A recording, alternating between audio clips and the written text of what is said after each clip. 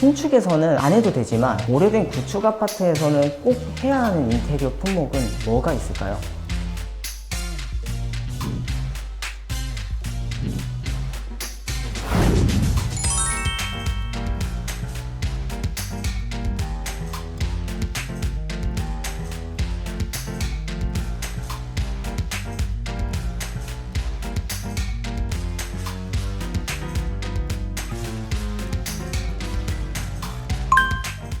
안녕하세요. 오른의 오음 최열입니다. 오늘은 지어진 지 5년이 조금 지난 신축 아파트 인테리어 현장에 나와 있습니다. 이번 현장은 신축 아파트에서 인기가 많은 34평 판상형 구조니까 같은 구조에서 인테리어를 고민하시는 분들은 참고하시면 좋을 영상입니다. 오늘 현장 소개에 앞서서 부동산 매매와 인테리어에 대한 이야기를 조금 해보려고 해요. 현장 리뷰만 궁금하신 분들은 이 부분 스킵하셔도 되고요. 여기가 5년이 조금 넘었으니까 아직 신축 아파트잖아요. 아직 새 아파트 있는데 왜 인테리어를 하고 들어가야 하나 이렇게 생각하시는 분들도 계실 것 같아요. 그런데 요즘 나의 라이프 스타일과 이 생각이 반영된 공간에 대한 큰 가치를 느끼시는 분들이 많이 계세요. 나의 생활 방식에 딱 맞춰진 집은 집 자체가 곧 나 자신이 되거든요. 그래서 이런 공간을 꿈꾸시는 분들은 인테리어를 하는 것 자체가 중요한 거지 그 집이 신축인지 구축인지 이게 크게 중요하진 않은 것 같습니다. 그런데 이런 논란 자체가 생기는 이유는 바로 비용 때문이거든요. 신축은 비싼데 거기에 인테리어까지 하면 돈 아까운 거 아니야? 그런데 나만의 공간을 꿈꾸는 분들께 인테리어 자체가 중요한 거지 신축, 구축 이 두 개가 중요한 건 아니기도 하거든요. 그럼 여기서 이 비용을 조금 더 비틀어서 생각을 한번 해볼게요. 여러분, 신축에서는 안 해도 되지만 오래된 구축 아파트에서는 꼭 해야 하는 인테리어 품목은 뭐가 있을까요? 그리고 그 비용은 얼마 정도가 될까요? 창호, 도어, 마루, 보일러 교체와 확장입니다. 이 품목들은 꼭 해야 하거나 꼭 권장드리는 것들입니다. 안 하시는 건 선택이고요. 그럼 이걸 다 했을 때 비용은 얼마 정도가 될까요? 적어도 3천만 원 정도는 할 거예요. 집이 오래돼서 벽을 새로 쳐야 되거나 수도 배관을 바꿔야 하거나 이런 비용들도 플러스 알파가 될 수 있는 거고요. 그럼 신축에선 이 3천만 원이라는 비용을 내 공간에 더 투자할 수 있는 거겠죠. 부동산은 제가 잘 모르지만 경우에 따라서는 신축과 구축 가격 차이가 이 정도면 구축에 인테리어 하는 게 더 손해겠는데? 물론 아닌 경우도 많고요. 그래서 구축 아파트 인테리어 할 때 꼭 들어가는 비용도 참고로 알아두시면 좋을 것 같아서 이야기를 해봤습니다. 그럼 이제 본격적으로 현장 리뷰를 시작해 보도록 하겠습니다. 가보시죠. 여기는 아까 말씀드린 것처럼 지어진 지 5년이 조금 지난 평택 센트럴자이 아파트입니다. 34평 판상형 구조고요. 이번 고객님 같은 경우에도 나만의 공간, 나에게 딱 맞는 집이 굉장히 중요하셨어요. 그래서 인테리어 상담을 오실 때 이미 이 공간을 어떻게 사용할지 그에 맞춰 가구를 그리고 가전을 어떻게 배치할지 원하는 디자인은 어떤지 내용들을 정리를 다 해두신 분이었습니다. 여기가 고객님께서 가장 많이 신경을 쓰신 주방입니다. 한번 같이 살펴보시죠.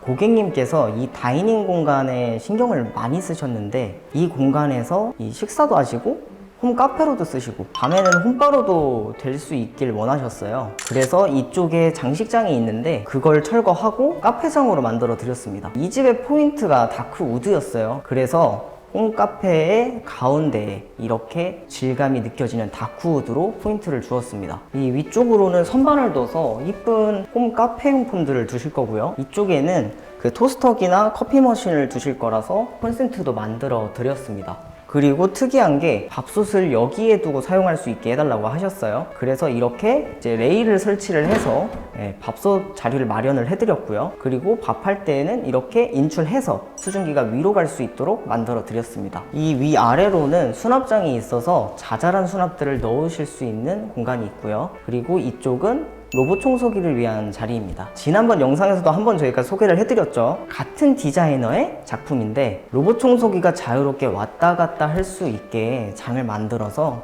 손이 안 가고 청소를 할 때는 눈에 안 보이기 때문에 깔끔하고 이게 너무 좋잖아요. 그래서 로봇 청소기 쓰실 분들은 이렇게 가구 설계 받으실 때 이런 청소기장도 꼭 만드시면 좋을 것 같습니다. 자, 이번에는 홈바를 위한 공간으로 가볼게요.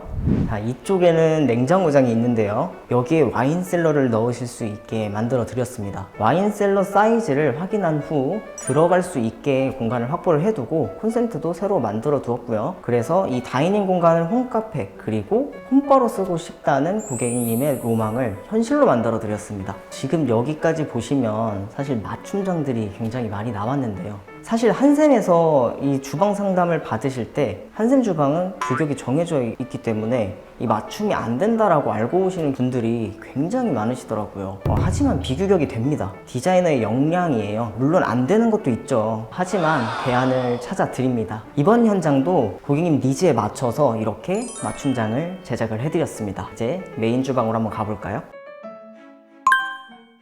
메인 주방으로 왔는데요. 주방은 11자 구조로 만들고 이 넓은 대면형 아일랜드를 두었습니다. 가구는 깔끔한 무광 패트도어의 매트 화이트로 선택을 하셨고요. 상판은 과하지 않으면서도 고급스러운 무늬가 특징인 트랑퀄리티로 셀렉을 해주셨어요. 이 상판은 천연대리석 칸스톤 프리미엄 제품이고요. 아일랜드 쪽으로는 이 널찍한 900짜리 서랍을 넣어서 통일되고 깔끔한 분위기가 나게 설계를 했습니다. 후드도 화이트를 선택을 해줘서 통일된 느낌을 연출을 했어요. 싱크볼은 유명한 도요우라 싱크볼로 무광 거의목 수전으로 선택을 하셨고요. 이쪽 키 큰 장이 있는데 이건 진짜 키 큰 장은 아니고요. 하부에 이렇게 서랍이 있는 키 큰 장은 안 나오거든요. 그래서 아래는 기본 서랍을 설계를 하고 이 위쪽에는 한샘에서 나오는 레이어드 장이라는 장을 설계를 해주어서 고객님이 원하시는 모양으로 만들어 드렸습니다. 이렇게 고객님과 여러 번의 상담을 통해서 원하는 주방 설계가 완성이 되었는데요. 이게 다 만들어지고 나니까 좀 쉬워 보이는데 사실 그만큼 쉽지가 않아요. 고객님이 원하시는 걸 다 들어드리고 싶지만 이 집 상태에 따라서 현실적으로 불가능한 경우도 나오고요. 사용하시기에 편리하면서도 디자인적으로도 우수하게 만들어야 되거든요. 그래서 이번 현장 디자이너는 밤마다 이 현장에 와서 이 비어있는 주방을 보면서 어떻게 설계할까? 어떻게 하면 고객님이 원하시는 걸 만들어 드릴 수 있을까? 이걸 계속 상상해 봤다고 해요. 이 결과물이 고객님의 마음에 쏙 들었으면 좋겠어요. 다음은 한번 거실로 가볼게요. 거실은 미니멀하고 트렌디한 공간이 되길 원하셨습니다. 보통 이 아트월 면에는 타일로 되어 있죠. 자, 이 아트월이 인테리어의 포인트가 되기도 하지만 요즘에는 미니멀하고 통일된 공간을 많이 원하시기 때문에 여기를 그냥 도배로 마감하시는 경우가 많습니다. 그리고 하나 참고해 두시면 좋은 게 아트월을 철거하고 나면 이 벽면이 고르지 못하거든요. 그래서 도배를 새로 하실 때에는 목공벽을 친 다음에 도배를 해야 한다는 점 잘 기억해 주세요. 그리고 이 거실에서 또 하나 신경 쓴 부분이 바로 조명입니다. 보통 아파트에는 두꺼운 메인 등이 설치되어 있죠. 요즘엔 다 슬림하고 미니멀한 게 대세인데 왜 신축에도 이렇게 두꺼운 조명을 쓰는지 사실 잘 모르겠어요, 저도. 자, 어쨌든 여기는 메인 등을 없애고 그 자리에 실링팬을 달아 주었습니다. 자, 이번 컨셉에 맞게 우드 포인트가 들어간 실링팬을 골라 주었고요. 메인 등이 없이 2인치 다운라이트를 이쁘게 배치를 해서 조명을 설계해 드렸습니다. 한샘에서 나오는 다운라이트 조명들은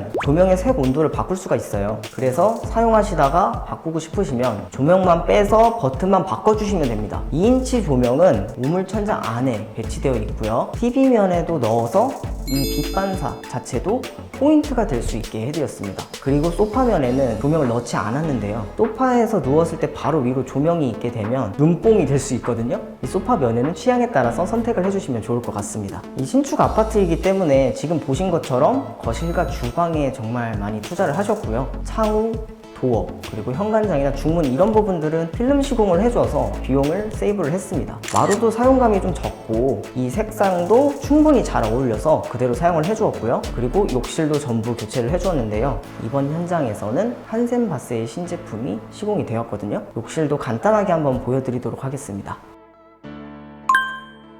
안방 욕실입니다. 자, 여기 벽면에 보시면 벽이 하나처럼 보이실 거예요. 눈에 거슬리는 게 하나도 없는데 지난번 아산에서도 보여드렸던 혹시 빅슬랩 타일인가 싶은데 이 아무리 큰 타일도 이 매지 라인이 있거든요. 근데 이건 매지도 없습니다. 한샘 바스에서 나온 신제품 SPC 벽판넬이 시공이 되었습니다.